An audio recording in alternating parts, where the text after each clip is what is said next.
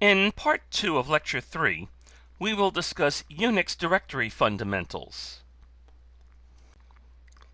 Every file has a full name, and that full name has to be unique so that we can make use of it and we can refer to it in a clearly unambiguous format.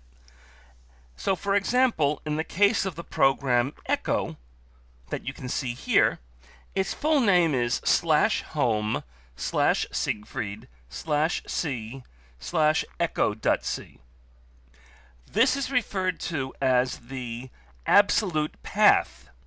It's showing you which directory under the main directory, which subdirectory of that, which subdirectory of that, and then lastly the name of the file.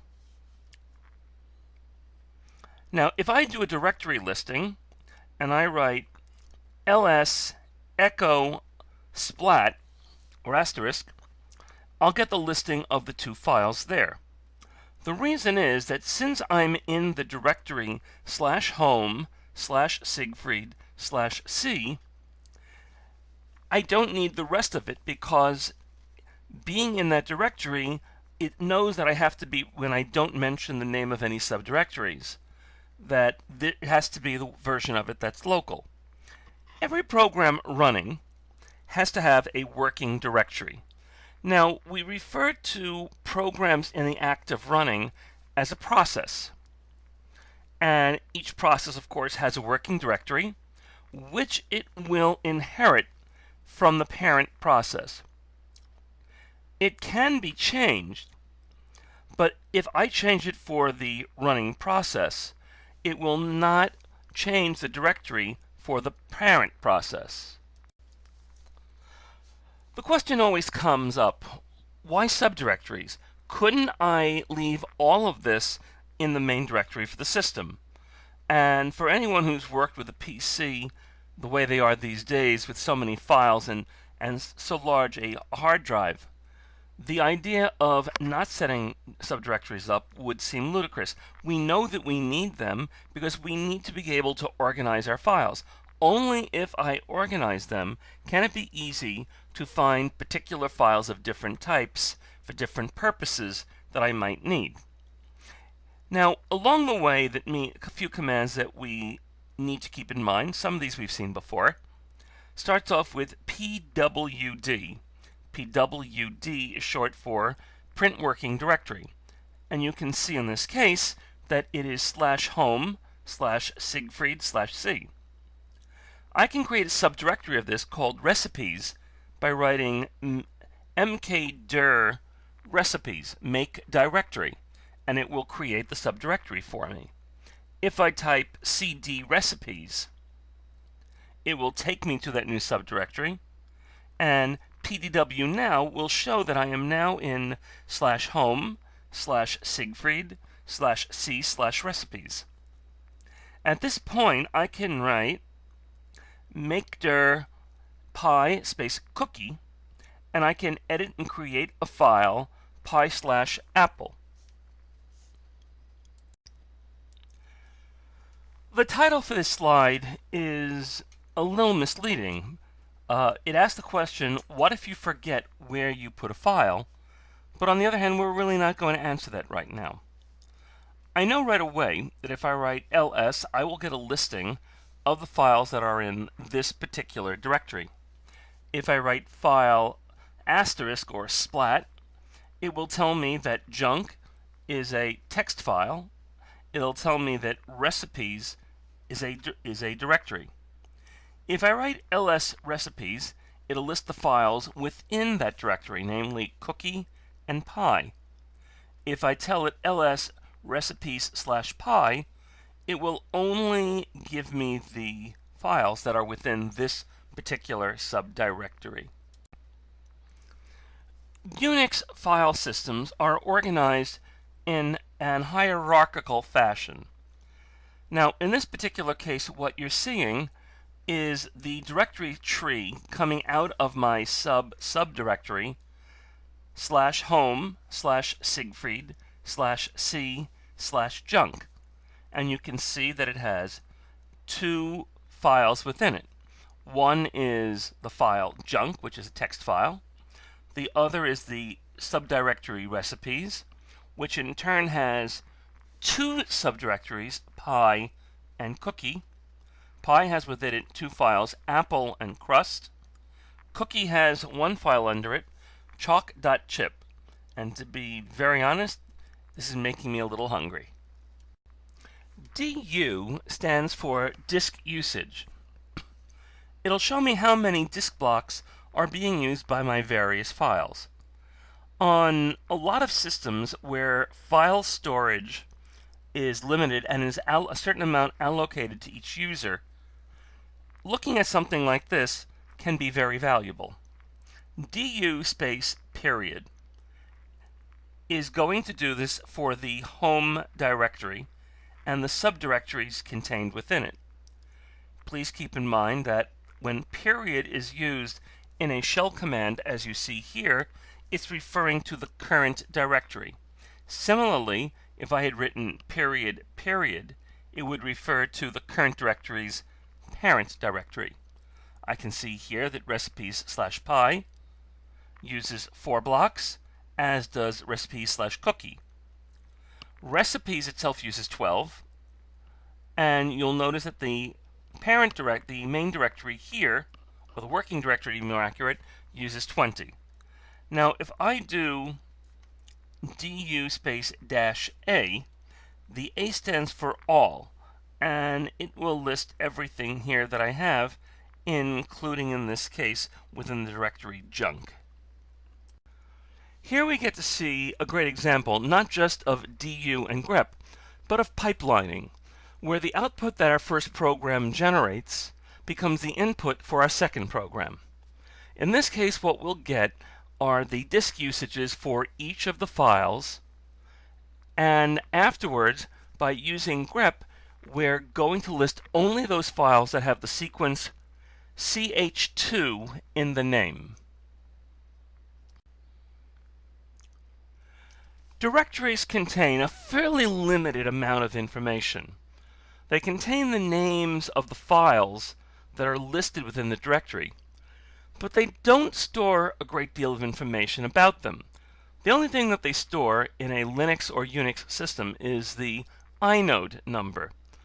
Inode is short for index node. What that is contained within that inode entry will be all of the information that we typically see in a long directory listing. Directories are not written the same way that other files are.